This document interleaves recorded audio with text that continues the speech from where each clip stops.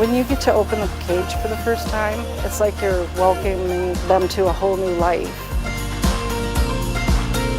First step to freedom, baby. First step to freedom.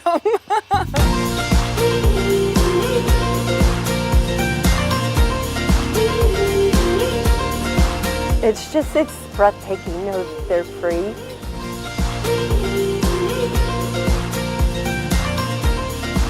Knowing that they're safe, it's incredibly moving.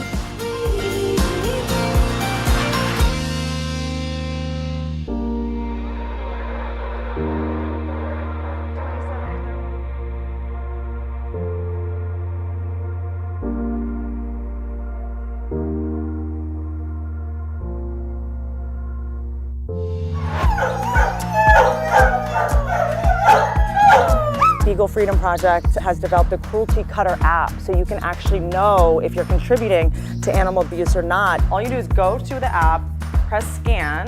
Oh, you're doing it. You're getting up. You're getting up. Good job. Good job.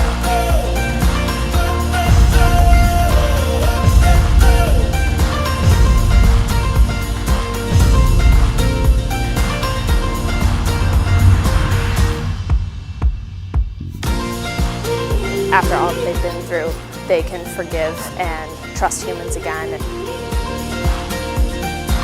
They've all won the dog lottery, right? They're going to go to people who are going to love them and adore them and take care of them, and they're just going to live the rest of their life like that.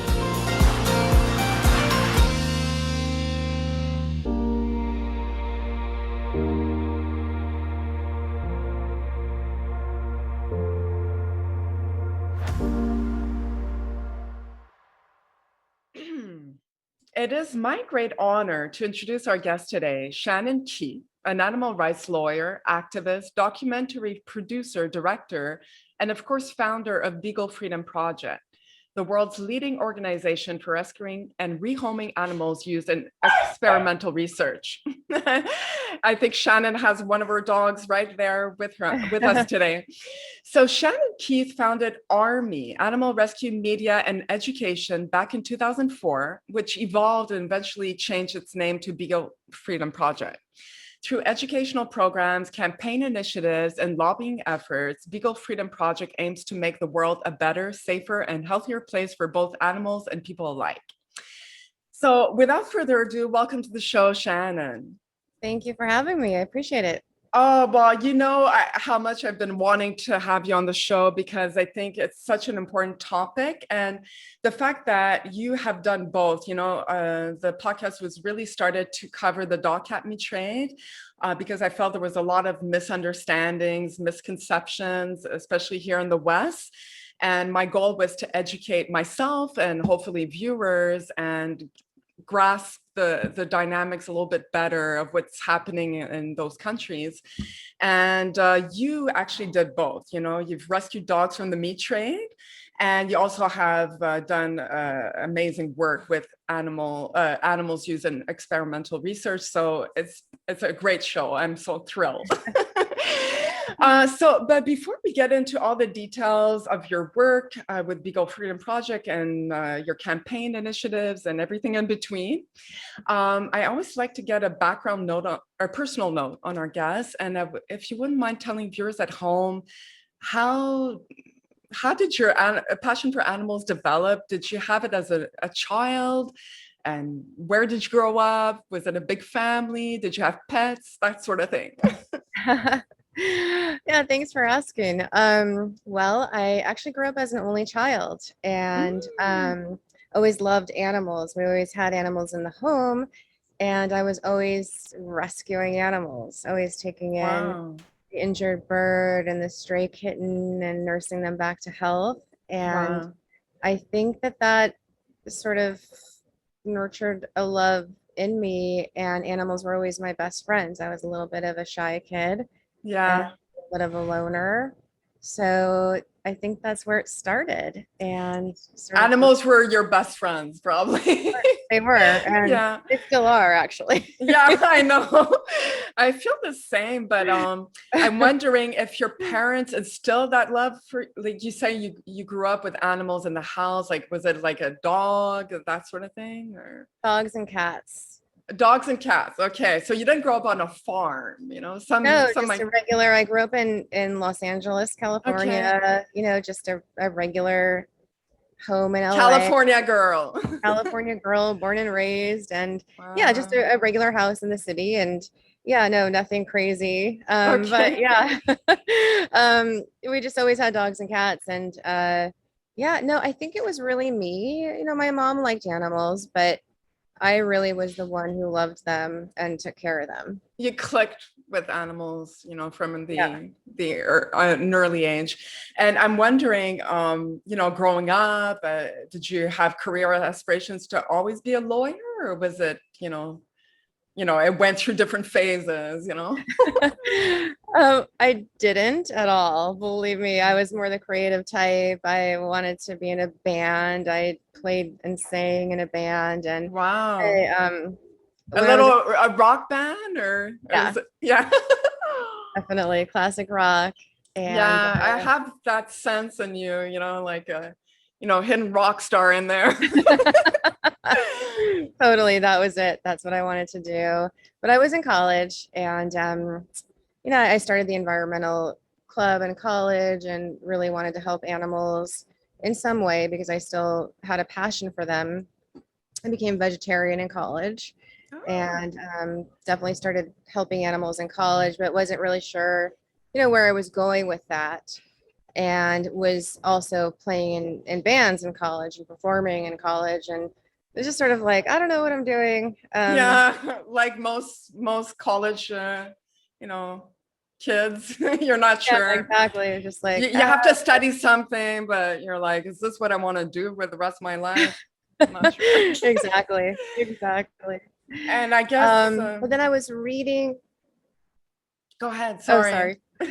sorry. I was reading something that said that animals were considered chattel in the law, meaning chattel is a piece of property. So it's, you know, like a book or a desk or Yeah. anything. And I couldn't believe it. I had no idea that animals were considered property in the law. And it just dawned on me that I needed to change that law and that that's what I was going to do with my life. And I was going to go to law school and I was going to become an attorney and change that law. And I was going to become an animal rights attorney, even though that did not exist at the time. You were like breaking new ground. Yeah. Oh, I wow. I was like, I'm just going to make that up. Like, I don't even know. Like, why can't you just make up an area of law? Sure. I'm just going to do it. And I didn't even look into it. Like, I didn't know if there were animal law courses or anything like that. I just said, screw it. This is what I'm going to do. I'm going to, you know, take sociology. I like sociology, and you can be a sociology major and go to law school. And Wow. that's what I did. Girl on a mission. Yes. You were like, I definitely had a very, very singular mission. yeah. I rushed through college. I rushed through law school and immediately passed the bar the first time, opened up my practice immediately, and had clients immediately. Really? Because you were the only one. And you were in the right state, because California, we all know, is, very forward thinking when it comes to animals and environment, or maybe at the time it wasn't. I don't know. Well, it was when I graduated law school in 1998 and actually became an attorney in 1998. So at that time, activism was huge. There was a very lively activism movement happening here. There were protests all the time. There was kind of I like to call it like a great civil rights animal movement happening. People were getting arrested all the time here. There were civil, demonstrations. It was really, really fun and exciting. And we were in the precipice of a lot of great things. And at the time, I wasn't really familiar with activism so much, I was just kind of like into more of changing the law for animals so they weren't considered property. I wasn't that familiar with that area so much, Yeah. but quickly became familiarized with Became it. an expert overnight. Oh yeah, because all the activists came to my office and were like, "Oh wow, okay, you can defend us," and I'm like, "I don't know anything about criminal law," and I learned about it really fast and loved it. Yeah, you sure had a knack for it. And is there another attorney in the family, or are you the only one? Or? I'm the only one. Wow, well, Yeah. congrats. I mean, it takes a brave soul like to enter, to be a pioneer in an area that's not been explored. So that's amazing. And I guess I was curious, like, what was the first animal rights issues that caught your attention when you started your practice? Ooh, when I started my practice, well, apart from making animals not property. yeah. Yeah.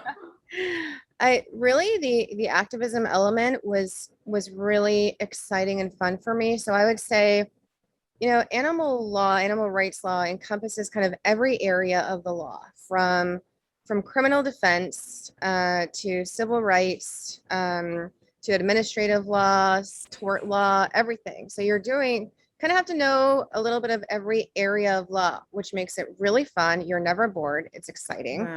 I really loved the criminal defense aspect of it, which I call like the civil rights aspect, because I don't think anything you do for animals should be criminal. Yeah. I can't agree with that. Yeah. So that was really fun for me because I was defending, my comrades, and I was also a part of it. So I could also be out there protesting, but then also defending everybody, including myself at times. So I would also be the one getting arrested with people and then defending myself and others, which was really unique and fun. Judges didn't know what to do with us. Neither did the DAs, because they were like, what are you doing? Like, this has never been done. I mean, I was breaking new ground in they must have loved you, like the activist crowd. Are like, man, this girl knows her stuff, like, they loved it. And DAs hated us. They were like, what are you doing? Like, this isn't even like normal or legal. And judges were like totally confused, but like progressive judges like loved it. They were like, oh wow, awesome. Like, you made a few friends with judges. Total friends. Good. That's awesome. I think that they were like excited because we broke up their day of monotony. Yeah. They were like, oh, different. This was exciting. This was not your typical case. Exactly. Yeah. Wow, that's awesome. There was one judge, and then I'll stop talking about it, but there was, I want to mention this because it's so important, and maybe he'll watch this. There was one judge in Beverly Hills who actually was so amazing that there was a bunch of us activists who actually I wasn't there. I wasn't included in with them. I was defending a bunch of them, and everyone was arrested for breaking the law and doing a lot of civil disobedience, including breaking some things. Yeah. And it was all caught on videotape. I mean, there was no question that it actually happened, right? Yeah. Like, get out of it. You weren't disputing that part. Right. There couldn't be a dispute. No. Long story short, after several hearings and everything, and the judge knew exactly why these actions were taken. It was, in defense of these animals who were in a laboratory, who were suffering, that the government did nothing about, even after several investigations by the USDA, that these animals were highly abused. The judge actually made a statement in open court and said, you know what? If it weren't for people like you throughout history who actually took a stand and put their freedom on the line to break laws, to make a change, we wouldn't be where we are today, and so many people wouldn't be where they are today. And I applaud you for taking a stand. And even though, yes, technically you broke the law, I'm going to let you all go. And can we say the name of this judge? I don't even remember his name. Oh my God, but he And was like, and if I did, I wouldn't say it. But yeah. well, it's a public record actually. I could. Yeah. But he let them. Wow. He didn't let them fully go. I shouldn't say. He let them go on like infractions, which is like a traffic. Like a very, It's like you ran a stop. but not in charge. So wow, it was amazing. That was a moment that you're like, you feel validated in what you're doing, you know, like you feel, okay, somebody else is getting it, you know, Like a judge has never. like a judge, you know, on top of it. So, wow, amazing. Thank you, Mr. Judge, or whoever you are. Yeah. I mean, we owe him a lot. And I guess I'm curious, you started ARME, I think I said in 2004, is that right? Yes. Okay, and what was your goal at the time with starting? Because it's animal rescue media education. So I guess your goal was to spread the message of what happens to animals and to educate the public, or? Right. Yeah. ARME, I sort of formed as, a side project of, I was practicing law full time.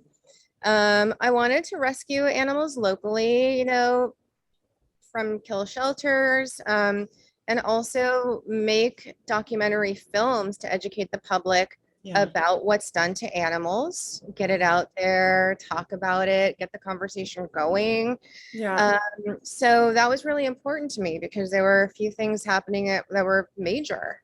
And I've always kind of had a knack for film and wanted to make a documentary about it, about the oppression of animal rights activists. Is that the film, are you referring to Behind the Mask, the one that you did on ALF, Animal Liberation Front? Yes. Yeah. Okay. So you kind of started that with the idea that you're going to make this film, and I think it took you 3 years, right? It was a long project. Correct. Yeah. And you had to interview people, not just locally. I think there were some in Europe, and so. Yeah. Right. Yes, I traveled the world. I interviewed most of the people in the UK who could talk about their actions because they had already, been arrested, been to prison. They could talk about what they did, but yeah, can't be tried twice, eh? For the same right. thing. Exactly. Yeah. But yes, I did want to make Behind the Mask, and I thought ARME would be a good avenue. And also, like I said, rescue animals through ARME, educate the public, do shelter drives, that type of thing. Mm-hmm. Wow. And I think it was under ARME that you rescued dogs from the meat trade. I don't know if it was dogs and cats, but I think this was a concerted effort with Mark Ching on one of his first trips, which was back in 2015. Yes. Okay. So I guess my first question before we tackle that, the dog cat meat trade aspect, is when did you first hear about that? Like, did you always know that it was happening, or? Well, that's a great question because it's sort of muffled. I knew that it was happening-ish, but I knew a lot was happening here in the States years and years ago. Because I had some friends who did some undercover work who had heard about it in some restaurants down here in Chinatown and Koreatown. And it literally is on their secret menus in some restaurants. That's crazy. And what year was that about? Like that was around 2009. But obviously it's been happening for years. Yeah. Oh yeah. That's when the investigations were going on. But yeah, I heard about it before, and I mean, I'm sure it's been going on for decades. Yeah. So we found out about it. Some investigations went on. Unfortunately, those didn't really go anywhere. It was very dangerous. There's mafia involved. Oh my God. Lives got threatened. I feel like you're describing a similar case here that because through my podcast, one of my guests actually told me that there was an underground dog meat trade in Montreal. And I was shocked. I thought, like, really? Like, this is happening right here? And he said, yeah, it's, he put me in contact with the person, her friend, because she did not want to speak to anyone. She uncovered this think in 1998 or something. It was a long time ago. And for 5 years, she would videotape these people. They lived in her neighborhood, and it was a Korean man or a Chinese man with a Korean wife. And she would see dogs in the backyard, winter, summer, in cages, like minus 40 degrees, they were there. And she complained, she made complaints to the local SPCA, she made complaints to Anima Quebec, which is another organization. She complained to the police, and nothing happened. None of them took her seriously, or there was talks that they had connection to the mafia, the Korean mafia, and that the police were paid off to just, like do nothing. And so your story, like right now, it's like, oh my God, this is really true, because I had so many activist friends doubt it. And they were like, come on, it's not happening.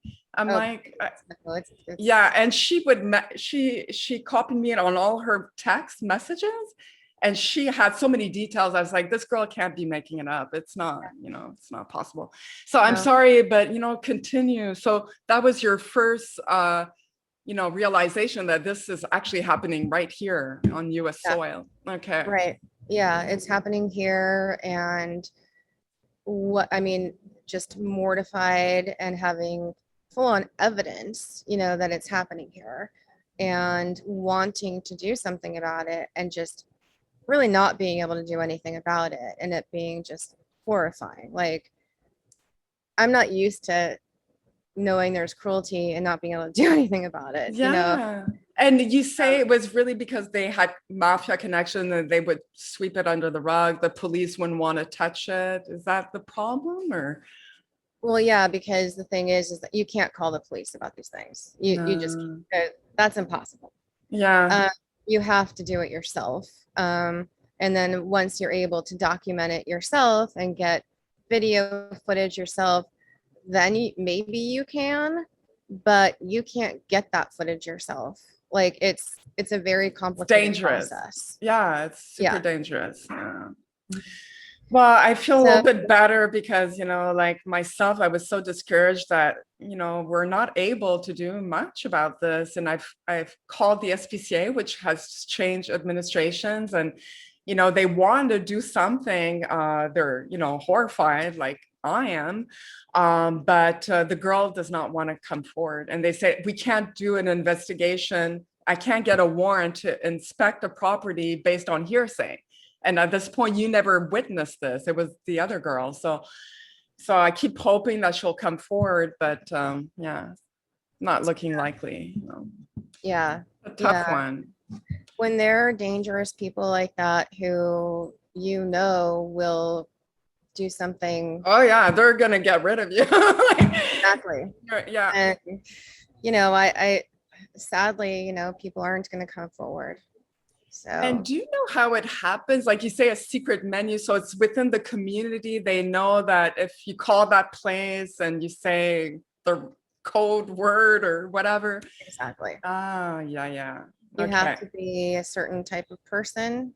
You have to look a certain way. You have to speak the language. You have to be a certain age. It's very difficult. Oh, wow. Mm-hmm. Well, okay. So that was your first, foray into the dog cat meat trade. And then how did you, I guess he was in California, Mark Ching. I guess you knew him, I suppose. Well, he actually approached me, and this is years before he started getting into the dog cat meat trade. Okay. He found out about Beagle Freedom Project, and he contacted me for a meeting, just to talk to me and meet me. So we met like years before that and just got to know each other. And I think he had just opened his business here, his holistic business. I'm not sure what you call it, like holistic. Yeah, it's like a pestaurant or yeah. And so we just got to know each other then. And then, it's not like we talked a lot. And then I found out that he was getting into the dog meat trade. And I approached him and talked to him about it. And that's sort of how it started. Okay. So it's a long story. Yeah, well, I mean, I guess that trip, if we just covered that trip in October of 2015, I guess you both, like, you funded part of that trip. Were you there with him in China or no? No, I've never been there. No way. No. But we funded the entire thing. I'm getting a lot of, you didn't go to China, but you knew he was going and you said, I'm going to help rescue some of these dogs, or what was the arrangement, I guess? Okay, the arrangement was that he had already rescued a bunch of dogs and he had nowhere for them to go. Ah, okay. Yeah, they were stuck there and they were just like languishing. And so what I said to him was this, we will get involved and pay for them to come here and get them amazing homes on one condition. That condition being that we work together to help end this. Okay. You know, do you have connections over there with any government agency, with anybody high up, you know, in the government? Yeah. Can actually talk to, that you can talk to, like what, you know, I mean, I'm new to all this, like, how does this work? Yeah. And he said that he did, because, you know, for me, rescue is a Band-Aid. Yeah, exactly. It doesn't solve the problem, right? Yeah, continuing to pay for, I mean, that's not what we do. Yeah. You know, I started Beagle Freedom Project to end animal testing, not to, you know, keep rescuing them from labs. Yeah, when we don't pay for dogs to get out of labs ever. No, we don't do that. So I'm not going to pay for dogs that give you money to hand to butchers. Like that's not fair. So, so he said he did. So I came up with this, what I thought was an amazing plan. And he said he would put it to use. And so anyway, long story short, we paid for the dogs. They came over here and we placed the dogs into loving homes, and he had dogs that he had placed them in. And there were 11 dogs, I think, something like that. Because I asked, because one of my guests on the podcast that hasn't been published yet is Tara McLean. I think you know her. I mean, she's a great supporter of your work. And she adopted Chai. Well, she baptized him Chai. I think it was Charlie, this little baby German Shepherd. And I got to see him, and he's so beautiful. And he had like some health issues at the beginning. You know, I think he had contracted some kind of parasite, but with her love and nurturing, you know, he's like a healthy boy. And I can't wait to release that podcast as well. And you know, she had only amazing things to say about you. So for guests at home, viewers at home, do check it out. It's coming. It's gonna be probably published in early fall. So this is how you got involved, but also under ARME, I think you worked with other countries. Is it possible on the dog cat meat trade front? Can you tell us about other organizations you paired up with, or? Well, we worked with a lot of just individuals, you know, individual activists and rescuers on the ground. Some other organizations, some smaller ones. We worked with South Korea, Beagle Rescue Network. I'm sure most people hopefully have heard the story of Chi Chi. Oh yes, that was animal defense.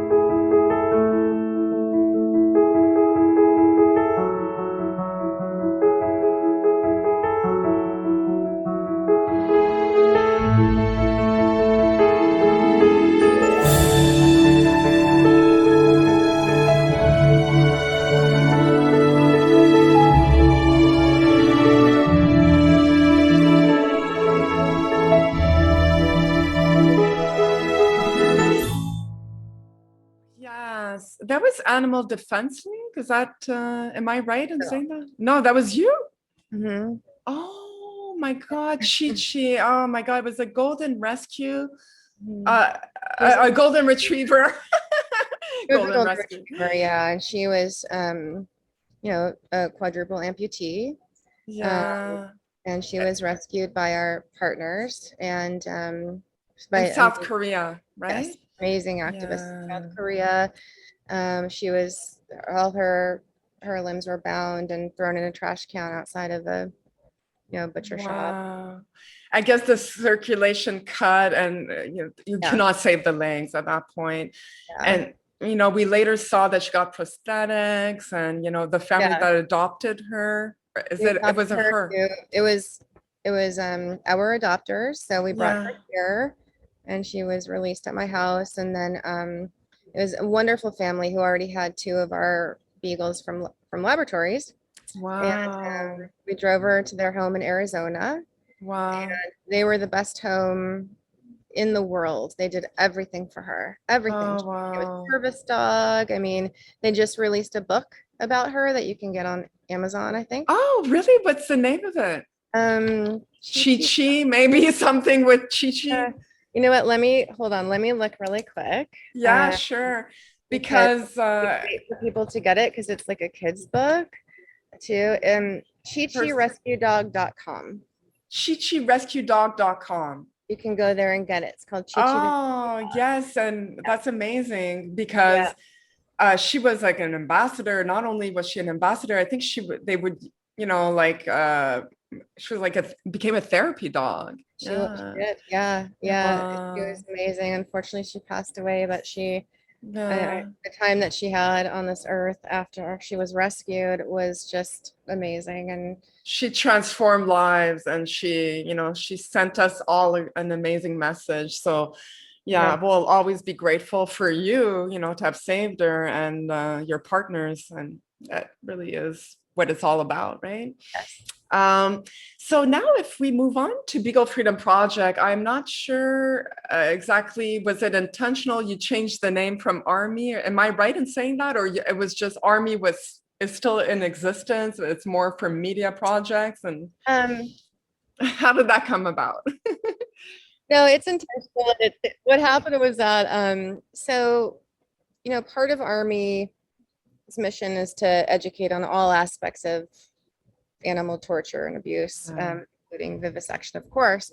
And actually, animal testing has my heart of all of the issues. Yeah. I mean, of course, I'm vegan and everything. Yeah, there's so many issues in the world. So many. You can do everything and never do enough. But exactly. For some reason, animal testing has always been the one thing that I've always spent the most time on, has always bothered me the most. I don't know why it is. It's horrible. It's really horrible. Yeah. And so when we did our first rescue of 2 beagles from a laboratory, it was life-changing for me to meet those 2 survivors and set them free. It's nothing I could have ever imagined. You imagine that moment. I was fantasizing about that moment all the way there before I met them and what it would be like. And it just, nothing could describe it when you're there. Because never in a million years did I ever think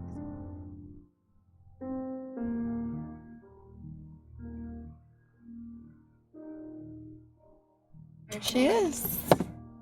I'm Shannon. Hi. Hi, nice to meet you. Hi. Zoe, nice to meet you. Nice to meet you. Nice to meet you. Nice meeting you. Okay. Here they are. Hi, sweeties. Where'd that take you somewhere really fun? You guys are gonna be safe now.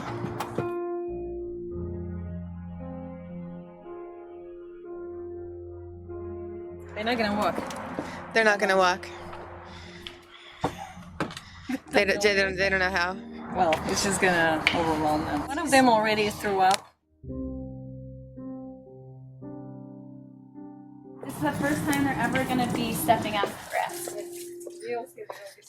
Wow. The first time. Yeah. I'm so excited to open the door. Okay.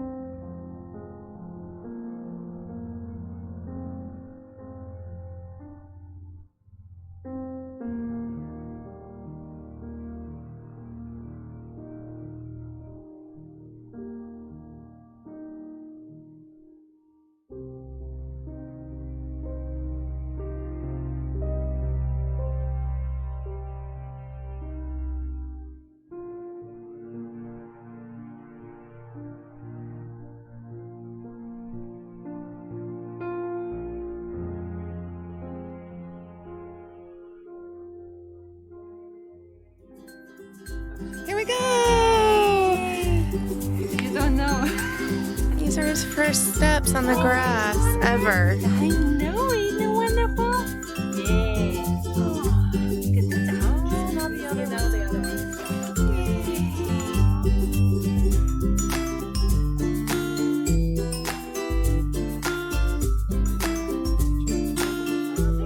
Great, guys. Oh. Look, you guys. Oh, look at those tails.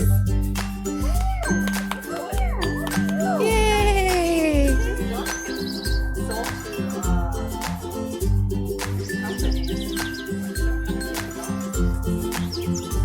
The breeders still breeders.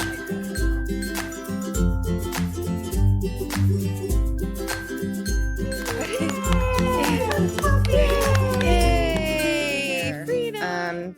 Because never in a million years did I ever think this would actually happen, that I could free these animals, and what they would be like and what the future would be like for them. And Life-changing moment. Absolutely. Yeah. And so after their rescue, I said, well, okay, we need part of ARME's mission. We need a whole program dedicated just to releasing these dogs, since now I know that we can. I didn't think we ever could. Yeah. And we had 3 different rescues from this one lab that got a lot of attention in the media, but it wasn't until our 4th rescue of the 40 beagles in Spain that garnered like a ton of media attention everywhere, NBC Nightly News, and we like blew up like crazy. Wow. And I had already come up with the name Beagle Freedom Project, but just as a part of ARME. Okay. Like a division. A division of ARME, exactly. But when that happened, it became so huge that I thought, this is it. You know, this is an organization in and of itself. Yeah. Right. So I just said, you know what, I've got to have this one singular purpose, because there's not enough room to have other things. And if I have this one purpose, it's going to make more of a difference. Yeah. So I just had BFP take over. Wow. And was this in 2010 about? Or?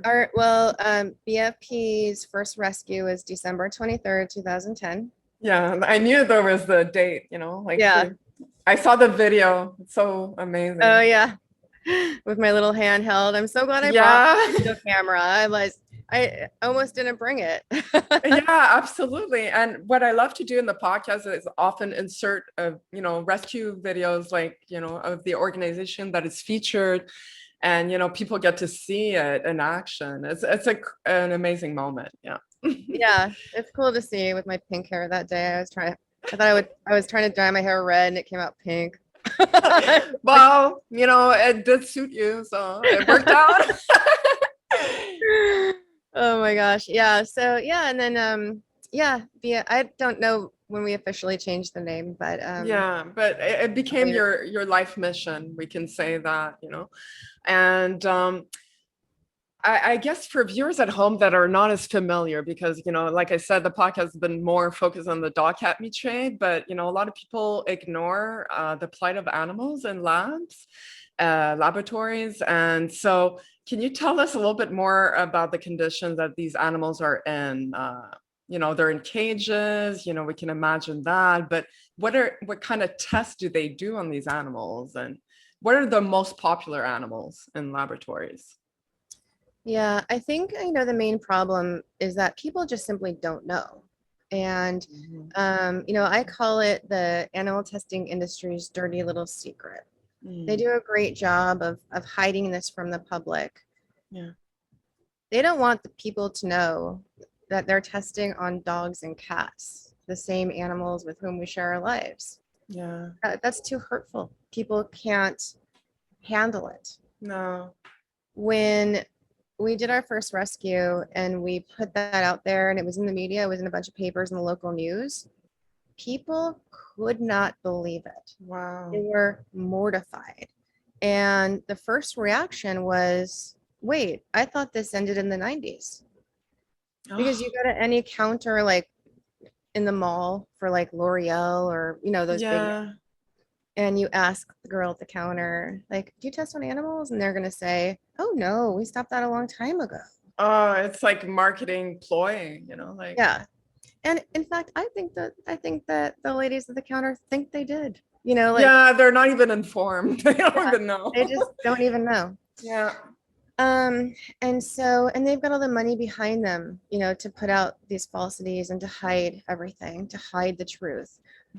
There's one laboratory, just to give you an example, because in the beginning we did a lot of media.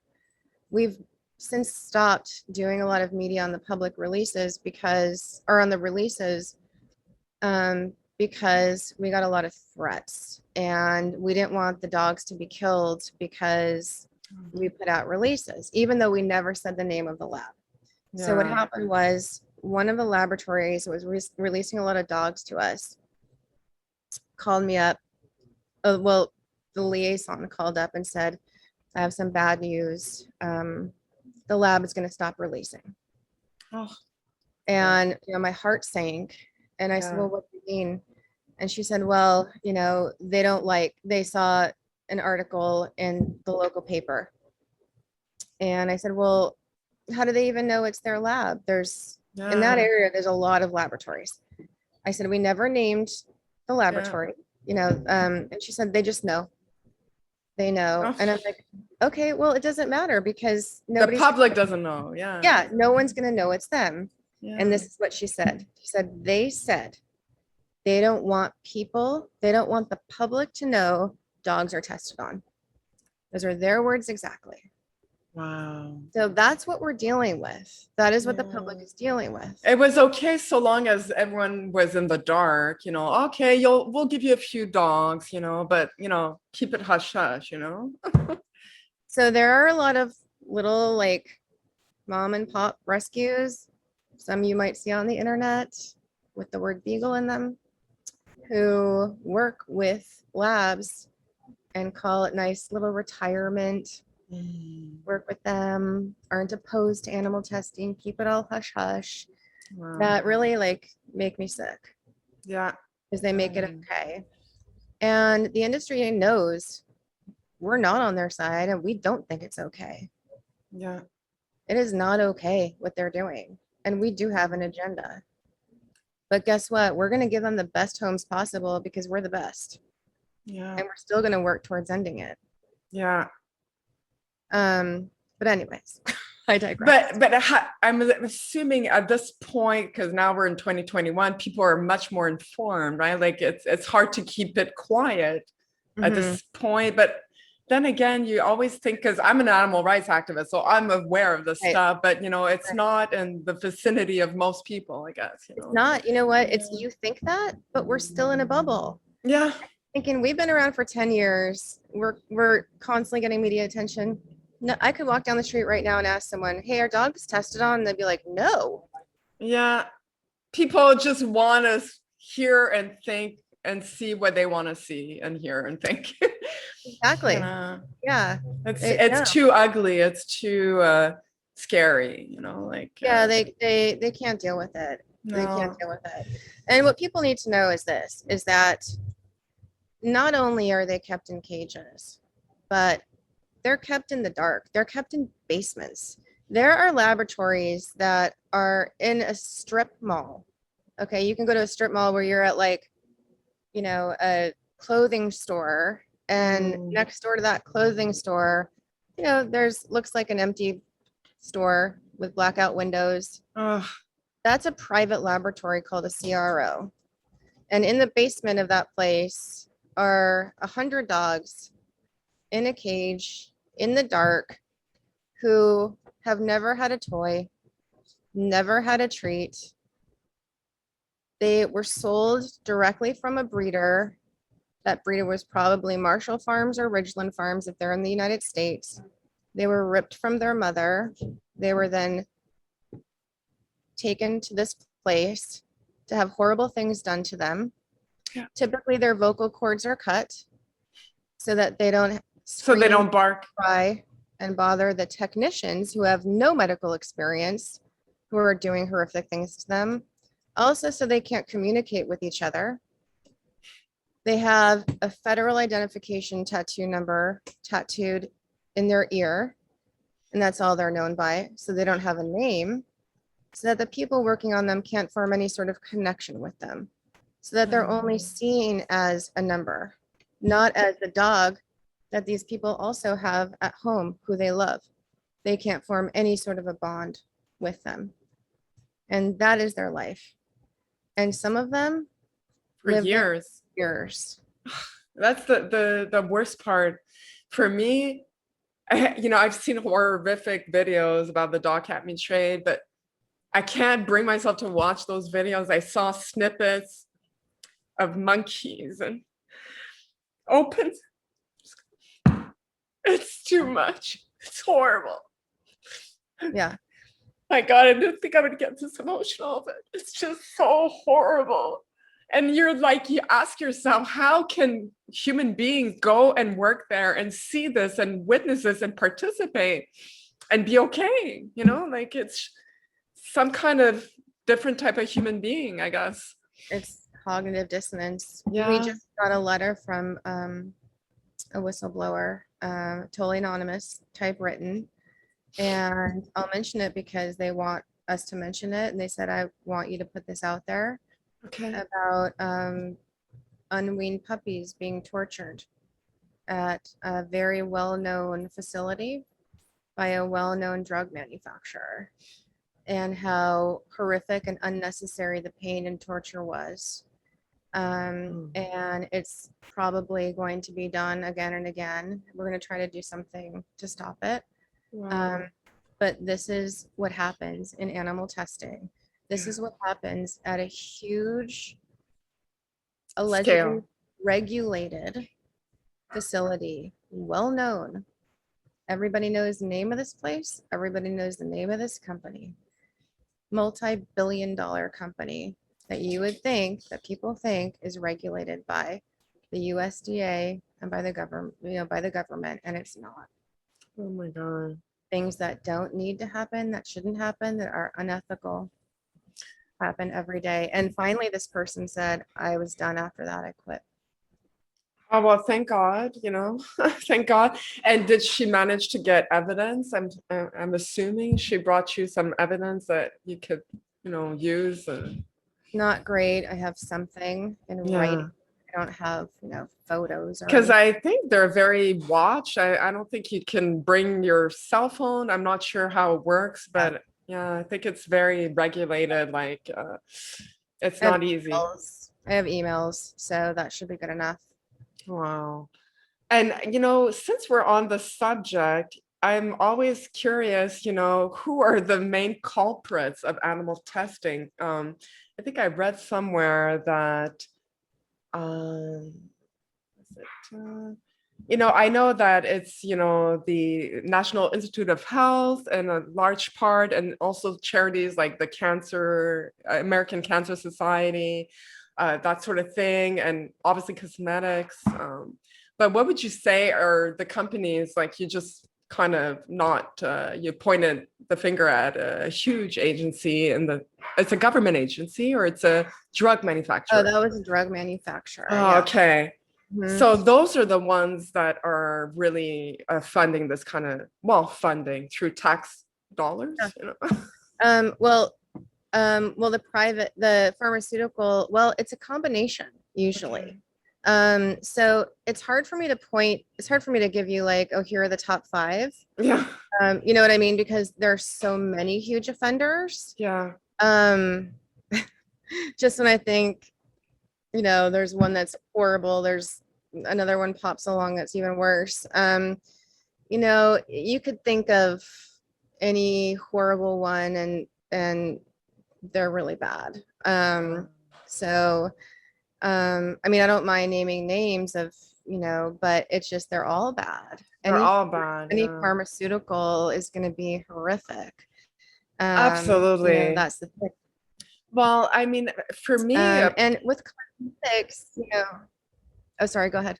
No, I mean, please go. Oh, I was just going to say, with, you know, cosmetics, it's a little bit different, you know, because we've made so many strides in the cosmetics testing, you know, field versus pharmaceuticals, right? Okay. So, and also dogs aren't tested on as much for cosmetics as they are for pharmaceuticals, and it's more rabbits, I think, or mice. Yeah, rabbits and pigs.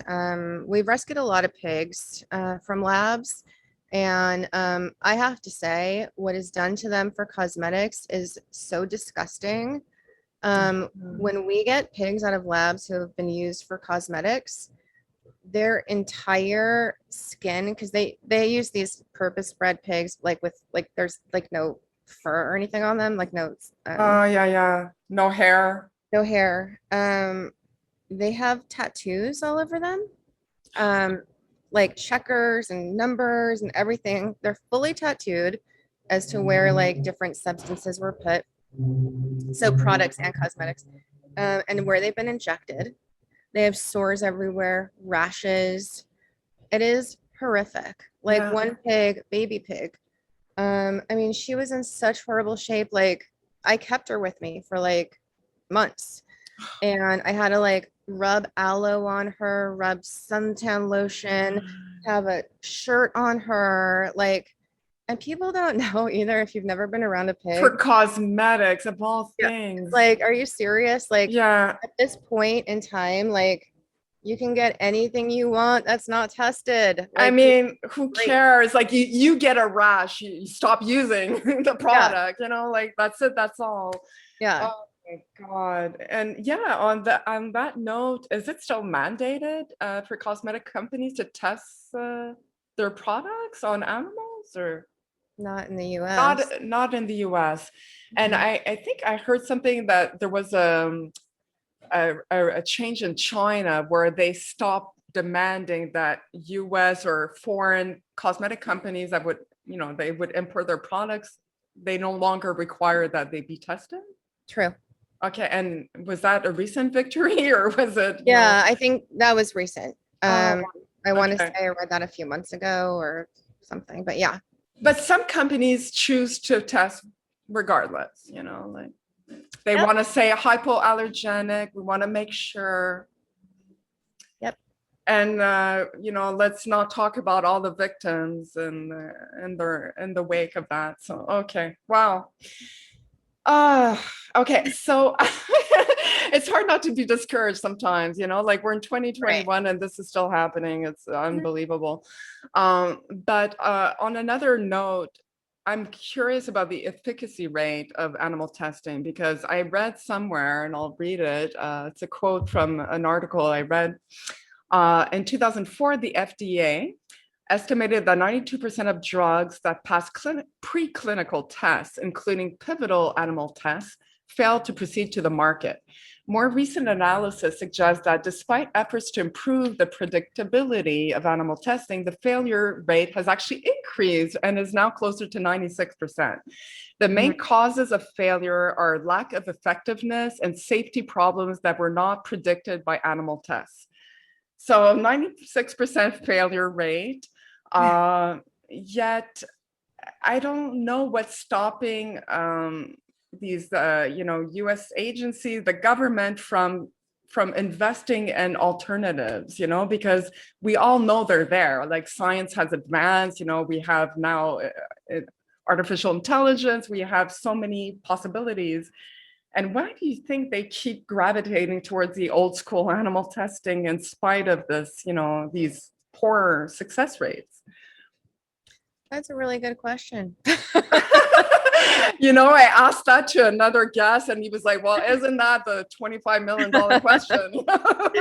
Yeah, it's insane, especially given that, we have like, you had in the email that you sent to me, the quote from the former NIH executive. And I read something from the NIH a few years ago talking about the 3 Rs. And on top of that, like the need to actually really get rid of animal research immediately because of the waste of resources and because of the fact that you can't extrapolate results from an animal to a human. And it's like, okay, so the NIH sees this, like we know this is going on.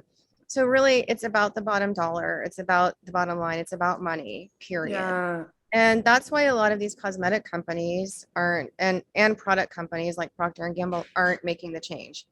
It's because they're cheap. Yeah, they're like, well, this is only costing X amount of dollars. If we gravitate towards something new, it's going to cost more, that kind of thing. Yeah. That has to be the reason why, period. There's absolutely no other reason why. Yeah, it always boils down to money, right? Yep, yeah. Exactly. That's it. There's no other reason why, period. I mean, if they cared about people, well, they'd change. Yeah. If they cared about progress, they'd change. If they cared about animals, they'd change. Health, if they cared about efficacy, they'd change. If they cared about the environment, they'd change. Yeah. It's about money. That's it. And short-sighted, very short-sighted. Yeah. Very short-sighted, because if they actually thought about the big picture, you're going to save money in the long run. You don't have to take care of animals, feed them, house them, actually pay for euthanail, like to kill them. I mean, seriously. Yeah. And not just that, at least you'll have a planet to look forward to, because, we all know at this rate, it's doomsday, like if we don't change our ways and we don't, wake up. Exactly. Exactly. 100%. Okay.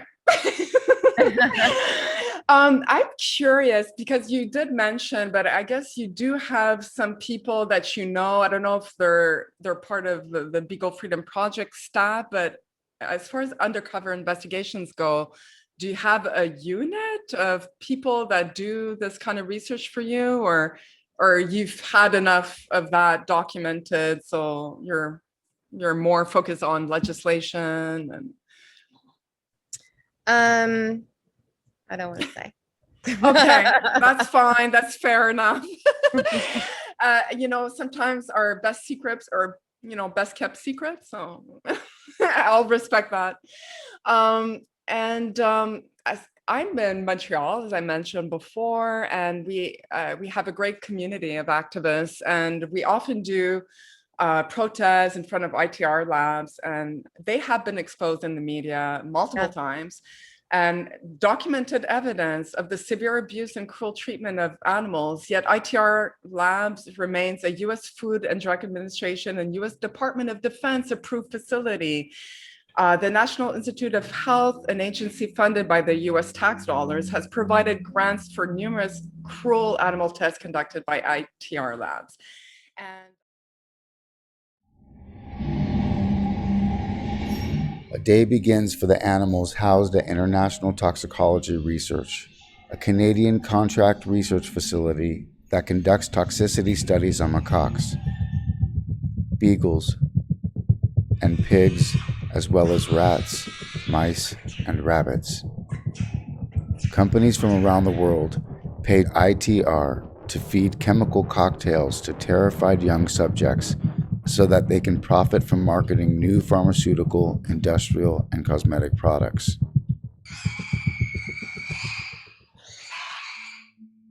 Beagles and pigs arrive at ITR from Marshall Farms, a U.S. supplier notorious for their animal welfare violations. Technicians record the animals' tattoo and tag numbers and assign them to studies. Macaques come from worldwide primates, whose facilities were found to have major deficiencies by the USDA. These beagles are together for the last time. They have been selected for an infusion study. Pigs are housed in the same type of stainless steel cages and have just enough room to turn around.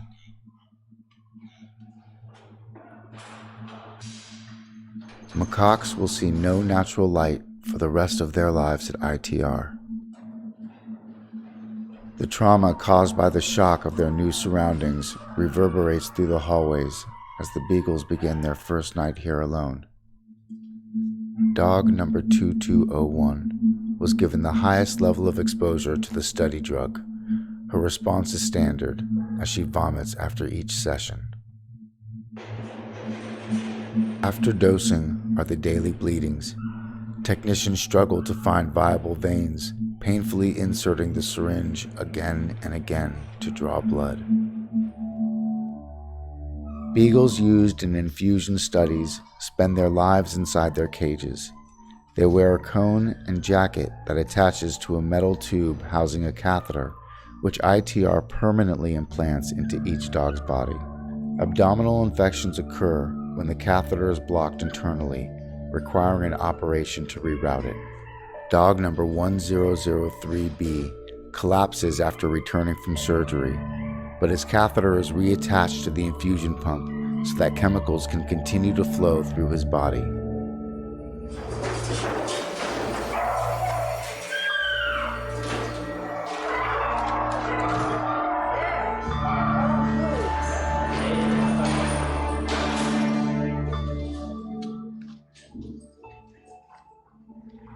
Beagles must wear these inhalation masks while they are tethered in stalls for up to 8 hours a day, breathing noxious fumes.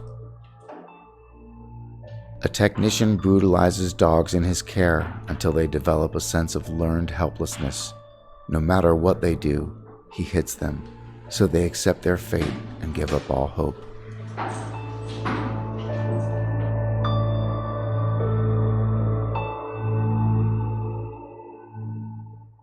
ITR Labs. And I've been to protests, like local protests here. And I'm always curious, is it making an impact? Should we focus our time and energy on another strategy instead of just protesting in front of the labs? And I'm not sure.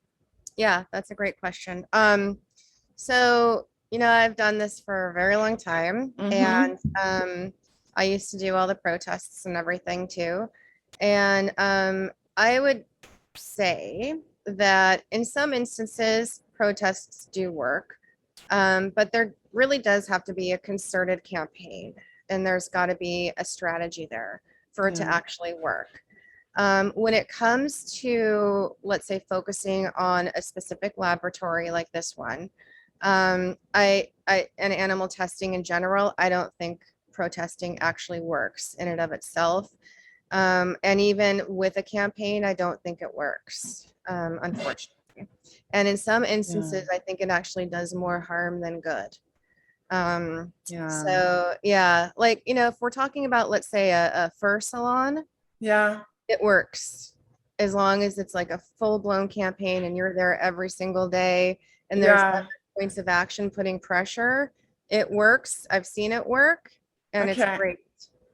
Well, we've seen some progress from Canada Goose, I think just last week, so many Neiman Marcus, So it takes time. Let's face it. Yeah, that's why I say it's not an overnight success. No, you have to be consistent and dedicated. Yeah. But with animal testing laboratories, especially this one, it's huge. It's simply not going to work. Unfortunately, it's going to anger them more. Other strategies work, but when they're already angry by activists, they're not even going to talk to you when you're trying to do something else, to do it a different way. And what would you say are alternative strategies that you would recommend people pursue? Well, first of all, because this is a place that is sanctioned by the government, Yeah. you know, actually looking to permanently close it down. I mean, You have to wouldn't- lobby your government officially? yeah, I wouldn't look at that as like, this is our ultimate goal. Like, I can see my cat just got here. aw, Hi, Mr. Dusky. He's my my first cat. I got him in 2011. aw, Yeah, cute. he's a cutie. So we're okay. I believe it's been a bit since I saw the footage, but there were a lot of violations in that footage, right? A lot of animal welfare, Ah, yeah, right? yeah. Okay, so I mean, the first thing I would do is collect all of that evidence, hire an animal rights attorney, you know, and take it to somebody who's actually, sorry, the dog's about to jump in the pool. Okay. One of your dogs? No, there's another dog. Okay. Yeah. A dog who's up for adoption. Oh.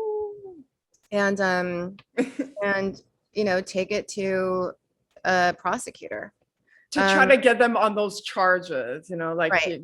Yeah. File a lawsuit. Yeah. I mean, there's a lot of things you can do that way, but what you don't want is for them to have ammunition against you saying, well, that they've been harassed. You don't want them to have any sort of mission against you where they can counter sue or anything else like that. They come on our premises, this is private territory, or like, you know, they've harassed our employees so that you look like the bad guy. And they're just trying to do their work, you know, and they're being harassed by activists. Right. You know?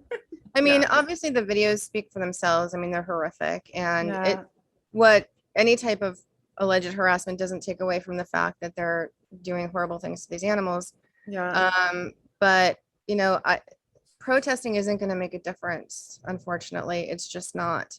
You've got to try to get them on these violations. I don't know what's been done. I don't know if anyone's tried to get them on any of these violations yet.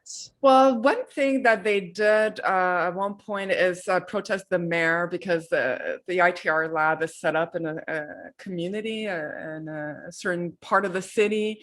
And we did, you know, kind of call out the mayor on it. And, you know, like, maybe it got some press coverage. And I think I always say that protests are more about raising awareness so that the people in those communities are like, what's going on there? Like, why are all these people showing up with signs and like, you know, intercoms, like megaphones, and, you know, saying that they're torturing animals? And so I think it's more like about raising the public awareness of, you know, what's going on, but it won't necessarily deter the activities in those labs, right? So Yeah. I mean, I think, obviously the expose, so many people saw, we got thousands of emails and calls about it. Wow. So a lot of people saw that, which is critical, you know, that's really important. And then just trying to do something legally about it. If they can have charges levied against them and get to their bottom dollar, so it's worth it for them to do anything anymore. Or they can't do anything anymore because they've been charged with animal cruelty. That's amazing. You know, that's where I would start personally. And then you see what happens and you go from there. Okay. Now, let's say you do all these things and they don't work.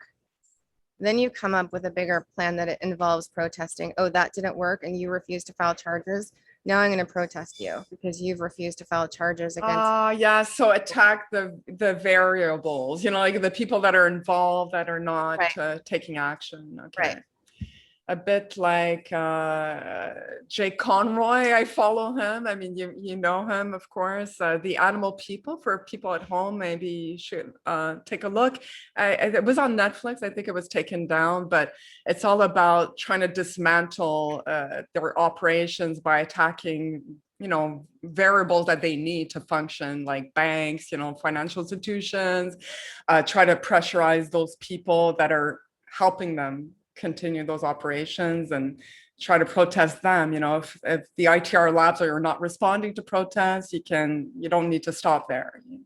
You have to, dig a little bit further, would you say?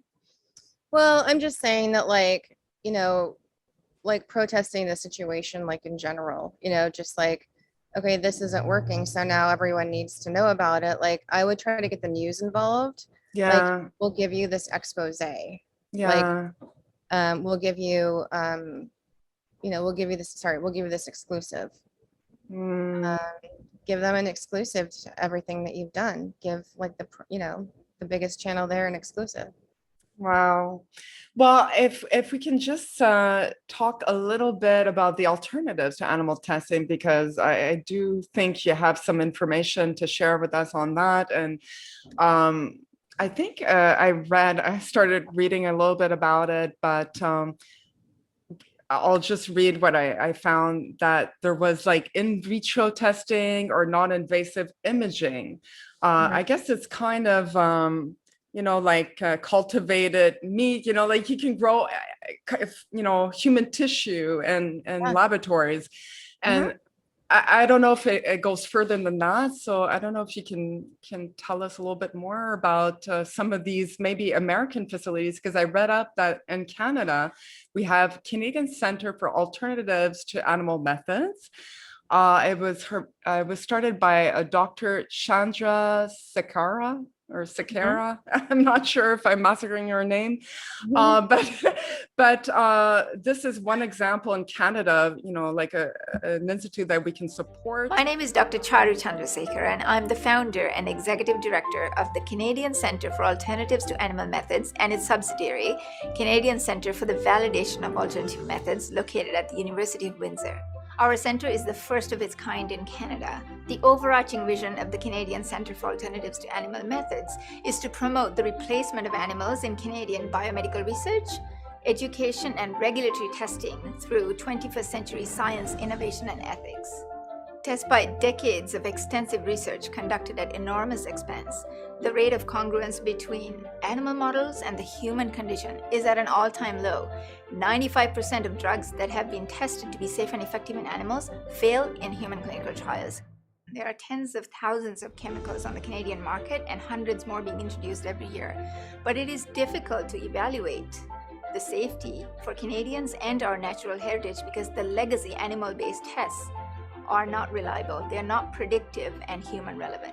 Toxicology testing has traditionally relied on the use of animal models, but there's many shortcomings to using animals for testing.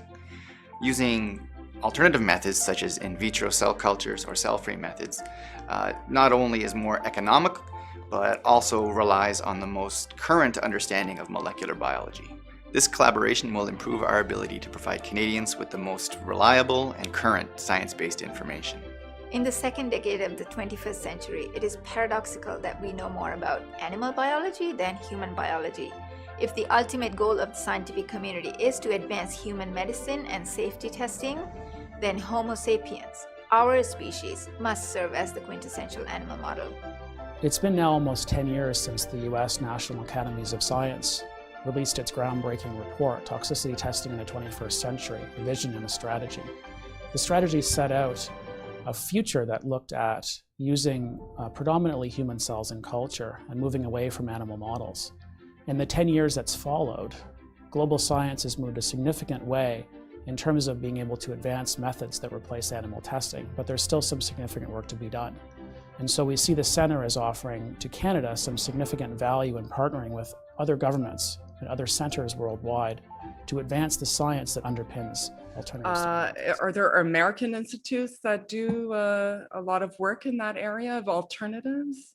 Yeah, there's a great institute. It's called the WIS Institute. I don't even know if I'm saying that right. The WIS, W-Y-S-S, the WIS Institute at Harvard. They're like the most cutting edge doing all alternatives to animal testing and doing all of this type of stuff. It's incredible. So people should go there. Let me get the link. Oh, well, now that you've said it, I'll find it for sure. Yeah. Okay. Yeah. Yeah. The List Institute. We're not going to put you to work, Shannon. Okay. Okay. Send me the link. Yeah, it's amazing. Cutting edge technology. I mean, when you go there and read what they do, you're like, how are we still testing on animals? Like, we just simply do not need to. There's Western Veterinary School in California, Southern California. Yeah. It's the only vet school that doesn't use animals. I mean, they use cadavers, obviously. Yes, that's right. You don't have to use live animals to do veterinary medicine and learn how to be a vet. And I think it was Dr. Neil Bernard that started like a campaign to end the use of dogs, because he's like a general practitioner, or maybe he's got a specialty, but just in general medicine, they used to always test on dogs, and they would dissect them alive or something. And he started that. I think it's abolished. I don't think they use dogs, or could be wrong, but I think he had made a pretty, big stride on that front. So, hi everybody, this is Neil Barnard. When I was in medical school, one day our instructor said, "All right, everybody, next week is dog lab." That meant that we were to experiment on and kill a perfectly healthy dog. And at the time, I refused to participate, and I also made a vow that I was going to stop this, not just at my medical school, but at every medical school. I wanted to let you know it has been a long, hard struggle. We had negotiations with Harvard, we protested at Yale, we were involved in litigation in some of these schools, and today we have won this. There is not a medical school anymore in the United States or Canada that even offers medical students an animal lab. You get your MD degree without touching animals at all, and you made that happen. Thank you. On that front, so. We probably did, because most doctors I meet who I get to know and I ask, do you have to test on dogs? Yeah. They always say no. Oh, so there you go. Neil Bernard, thank you so much for your contribution. And so now that we've talked about these alternatives, are you hopeful that we'll eventually put an end to this animal testing atrocity? Are you hopeful? I am, actually. I used to say no. Yeah, like not in my lifetime. Yeah, yeah, definitely. And I used to say the same kind of thing about like where we would go with veganism. Yeah. And I'm like, okay, we have made so many strides with veganism. I mean, who would think we'd have like vegan burgers at Carl's Jr. And I know. I mean, come on, like, yeah, insane. That's progress. It's progress. So anything. Yeah, so we don't know when, but we just can't give up. Like that's an option that we don't have. We can't give up for these animals. For their sake, we got to keep fighting. There's definitely hope, and like we've come a long way with cosmetic testing and product testing. Yeah. In general, pharmaceuticals and medical devices, we have a long way to go, but we are getting there. And I think that we have a lot to do with it, and we're just going to keep fighting harder. And I think that all of us have some role to play. I think that everybody watching this who cares about animals can do something to end animal testing, whether it is you stop purchasing products tested on animals, which is easy enough to do. Yeah. And if you need help, download our app. We have a free app called Cruelty Cutter. Oh, okay. Perfect. So easy to use. We made it so that it's easy. I call it Activism 101. You literally open it, scan the barcode of a product, instantly tells you if it's tested on animals or not. Wow. Animal cutters, or what is it called? Cruelty Cutter. Okay, Animal Cutter doesn't sound so good. Like that was not a good marketing name. Animal Cutter. Oh my God. Animal Cutter. Animal Cruelty Cutters, or just Cruelty Cutters? Just Cruelty Cutter. Okay, Like, okay. Well, I'm gonna. Cruelty Cutter. share that information in the description box below. So please do check it out.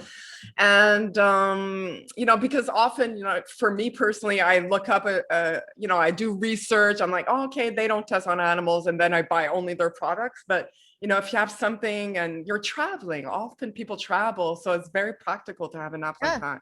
And it works worldwide. It's in every country. Yeah. And then you can share your results, and you can tweet to that company. It tags the company if it tests on animals and said, I didn't buy your product because you test on animals. Wow. So it's an in-your-face, app. It's an activist app. Wow. So even if you don't have time to be an activist, it's right there for you. Yeah. It gets to their bottom dollar, and that's what they're about, is their money. Yeah, curb the demand for these products, and they can at least tackle that front. It's easy enough to do. Exactly. But there's always an argument, because I work, in finance, and many of my colleagues, I'm probably the only animal activist in that office, and I definitely am. And when they would hear me on a Friday night, like, where are you going? I'm like, oh, I'm going to ITR Labs to protest. They were like, oh yeah, okay. But then I tried to tell them why, it's, horrible. But they're like, but, isn't it to do life-saving, research, and so that's a common argument. They're like, well, yeah, but animals or us, if it can save lives, you shouldn't be against it, So what would you say to that? I love that one. I get that all the time too, right? For sure. Yeah. Well, we're lucky enough with all of the advancements we have that we don't actually have to make that decision or think about it. We have alternatives. In fact, we had those alternatives and choices decades ago, right? Yeah. It's nothing new. Yeah. Right. The wrong decisions were made decades ago to sacrifice ethics and test on animals when we didn't have to. We were able to make decisions without them, but unfortunately, animals were sacrificed. Yeah. What people don't realize is that even when animals are used, at the end of the day, humans still need to be tested on before products. Yeah. Well, we heard about the failure rate. It's not very, it's pretty high, right? Yeah, the failure rate. Right. And also, I always tell them that, especially in the case of our local ITR labs, it's mostly testing pesticides and household products. It's not even life-saving research. And I'm like, yeah, if you would walk in that institute, like, I've never been, but I've seen the videos, and you would really agree that this is it's cruelty that's completely unnecessary, could be completely, eradicated, and we'd be better off, so. And let's talk about life-saving research. Okay, let's talk about the main things that people are probably thinking when they say that. They're talking about things like cancer. Well, cancer hasn't been cured. And why hasn't cancer been cured? Because it's never going to be cured. And I'm not a conspiracy theorist, but let's look at the reality. The pharmaceutical companies and the government are making way too much money on drugs. It's never going to be cured. So they're just going to keep testing on animals. Yeah. And like diabetes and so many illnesses that we have as Americans. First of all, like you said, the government, the big, pharma companies, they make a lot of money off the backs of Americans that are sick, It's just not going to happen. When I talked to, a doctor who I interviewed in Behind the Mask, who used to test on animals, what he said is that, he said, we all knew that we weren't finding cures when we tested on animals. We had to test on them to create data, because when we created data, then we could apply for grants. And when we got grants, we got money. And we got money for whoever we're working for. Wow. Period. So it's like, it's no hidden secret from them, like the people that are engaged in this, they know it's like kind of going nowhere, but for them, it's like, oh, it's my way of earning a living. It's my work, so. Yeah. Oh my God. Okay. Well, we'll try to keep hopeful. And like you said, like I encourage viewers at home, do your research, look it up. It's, we have something called Google and, it'll give you a lot of information. And we're lucky that way because I became vegan. You were talking earlier about products. I mean, I became vegan at a time where there was no internet. There was no information. There was no products. I would drink soya milk and it would scale in my coffee and it was just gross.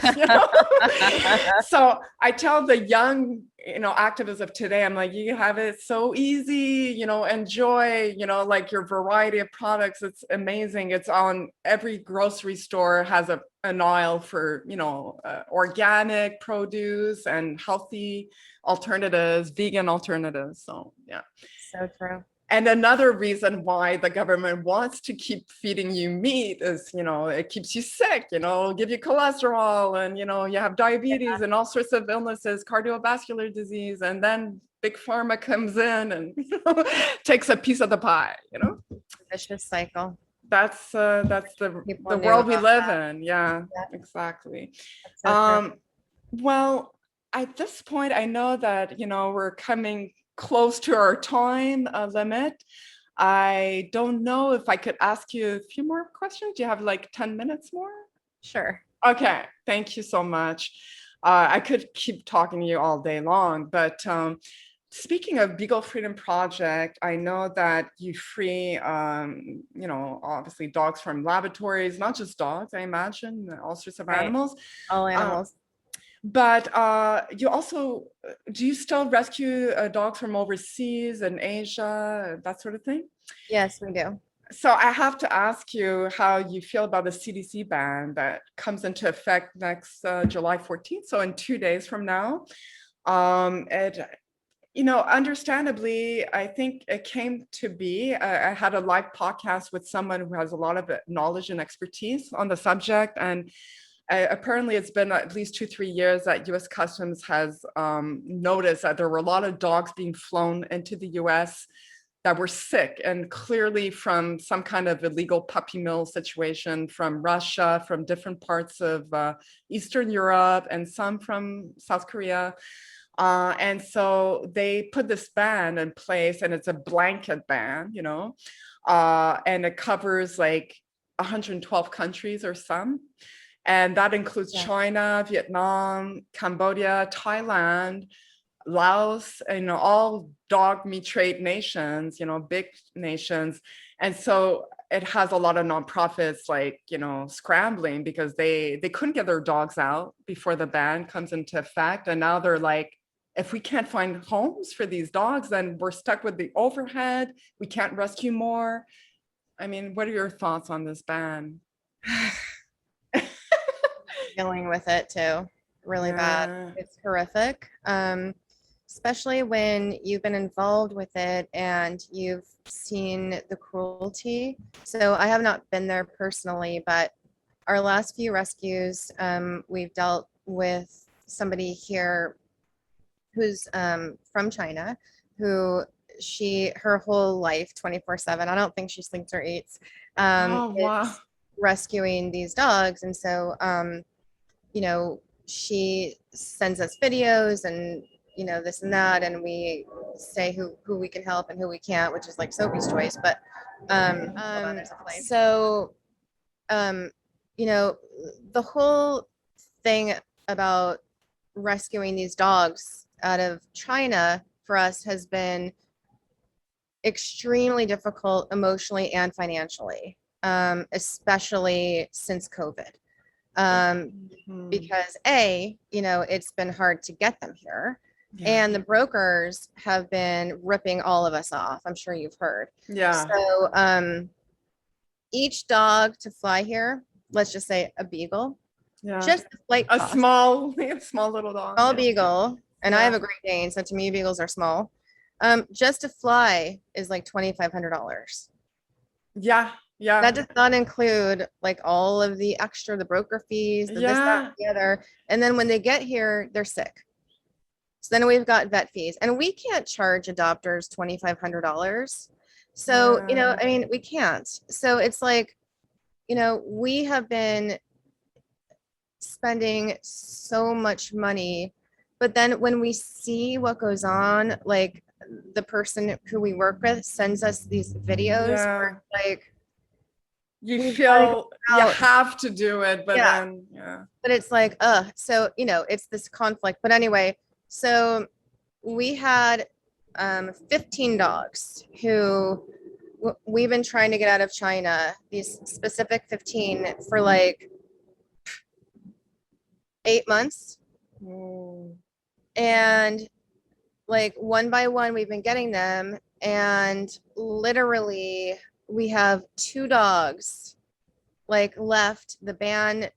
You know, we heard about the ban, and one of them is an Afghan, and like nobody will fly him because of his size. And it has been a nightmare. We finally got him like out of Beijing, and it like seriously, like people who hear about this like have no idea like what he goes through. Yeah. And the money, and it's like the pain. Like I'm just like, oh my gosh, I hope he's okay. I hope he's okay. I hope he's alive.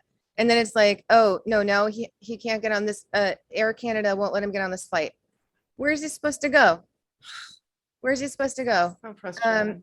And then just the thought that now these dogs who live horrific lives in these countries and who are most probably going to be killed and eaten have no chance. I can't even think about it. Yeah. I can't even think about it. It makes me sick. I know. Me too. And I've seen some of the realities that happen in China. And when I started the podcast, you know, some local people that obviously haven't really researched what the dog camming trade is, they would go, oh my God, it's so ridiculous to spend all this money flying a dog from China over here. Why don't they adopt them out in China? And I'm like, yeah, thank you. I didn't laugh, but you know, I was like, you don't know what you're talking about. China has no animal protection laws. And we've all seen the videos during COVID. People would throw their pets out of their apartment tower rises. Police kill dogs in the street in public view. There's no right, you know, like they can do whatever they want. There's no consequences. There's no penalties. There's nothing. And, you know, it's all nice and dandy that, you know, China's Ministry of Agriculture declared dogs as pets, but nothing concrete is happening. You know, that's just, it's a nice statement, you know, but I mean, well, given that it was a ground, you know, a landmark decision to make that statement, but it's more maybe encouraging local cities to, you know, okay, well, we'll bless you if you want to ban dog and cat meat, but they're not really funding anything. They're not investing in, you know, legislation that will make change happen for animals. And it's not a priority. It's not a priority. Well, the problem is too, is that there are still many provinces, jurisdictions that ban dogs over a certain weight. So, you know, several dogs who we brought over, they literally, their neighbors tell on them, they get a knock on the door. Exactly. Golden retriever. So like, it's heartbreaking. Like, and the police are there taking their dog away. Yeah. We've seen our it. It's disgusting. Like it. They do dog calls a lot, and in urban cities, I guess to be precise, it's I think in Beijing, it's 34 centimeters at the shoulder height. The dog cannot be over that. If not, he gets called and killed. And in Wuhan, I had a guest from Wuhan, China, and she said it's 45 centimeters, but it's absolutely enforced. There's no, like, if somebody tells the police, oh, I saw a golden retriever in that apartment, next thing you know, your dog is gone. And so it's a very different landscape over there. So thank you for, but it's funny when people, because we get those complaints too on our Facebook page when we rescue from China. I mean, we get a lot of different ones like, you're racist because we said China. Like, well, where we rescued them from, and they do eat them there. So I don't know what that means. And then the other one is like, you know, why are you spending money when you can rescue them here? And it's like, first of all, We are? spending money. Yeah, we're still Yeah. rescuing animals Yeah. here. It's not stopping us from rescuing them here. Yeah. And if you knew the horrors that went on, it wouldn't stop you either. Yeah, exactly. Yeah. Exactly. And you know what? The greatest critics are often the ones that do nothing. You know? 100%. Yeah. Okay. Yeah, I Thank know. you. High five. Yeah, exactly. You know, because we've all seen them on social media, you know, they're criticizing left and right. And then meanwhile, you're like, well, what are you doing? Right. And then it goes silent. Right. I guess the last question would be, in your opinion, okay, I asked you about, you know, lab testing on animals, but do you believe on the dog cat meat trade front, do you believe that we will see an end to this brutal trade? Do you mean internationally or here in? Well, I mean, in those countries where it's prevalent, where it's a trade in and of itself, it's kind of an industry. In South Korea, they have 20,000 dog meat farms. Do you believe we'll see an end in my lifetime or in yours? Oof. Oof, that's a tough one, eh? Yeah.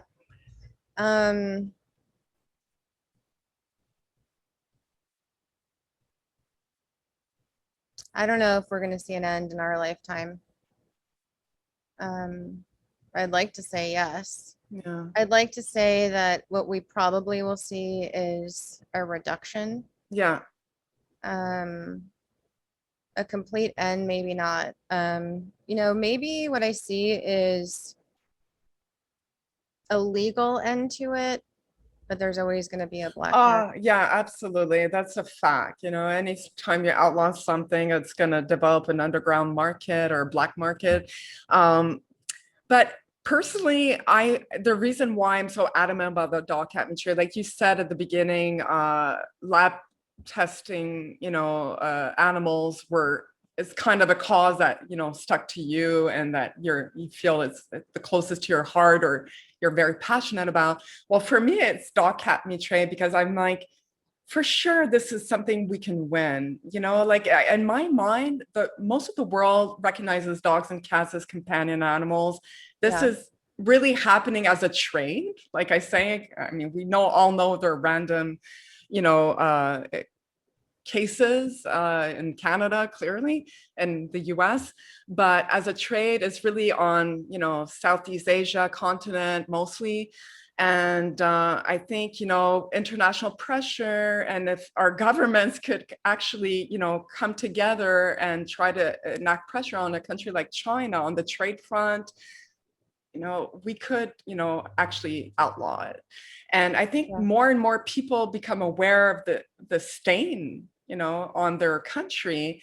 They don't have a good reputation. And if for nothing else, also human rabies, something that a lot of people ignore, is that human rabies is a big problem in Southeast Asia, and it's directly related to the dog cat meat trade. So if they want to eradicate human rabies, if they want to have a better image and more tourists, you know, a country like Cambodia depends greatly on tourism. So, you know, I'm hopeful that it will be banned country by country, you know, little here and there, and hopefully it'll inspire change, you know, to like a domino effect, if you will. Yeah. But, you know, in my lifetime, I'm a little bit old, so I don't know. But, you know, please, was you 30? I know, I love you for saying that. Oh, no. I'm going to be 49 at the end of, yeah. See, that's why everyone should be. I don't know how old you are. I won't put you on the spot, but, you know, I could say the same. You look like in your 20s. You have that youthful glow. The animal passion glow. All right. So I guess we've, you know, I'm so grateful for your time today. It's You're amazing. Wonderful. I've been running after you for so long. I'm like, sorry. Please. And no, I understand, you know, things happen. We all, you know, you just gave us an example of what you go through, you know, all these struggles. And if I could tell viewers at home, do support Beagle Freedom Project. Look at all the amazing work they're doing, not just, you know, rescuing animals, which is more like you said a band-aid, but it's an important thing to do because these animals, when you rescue them and people see them, and they're like, they hear their stories, they become a great, ambassador for this movement. And you do work at the legislative front, which is super important. We want to outlaw these practices. So please support Beagle Freedom Project. Please follow Shannon Keith.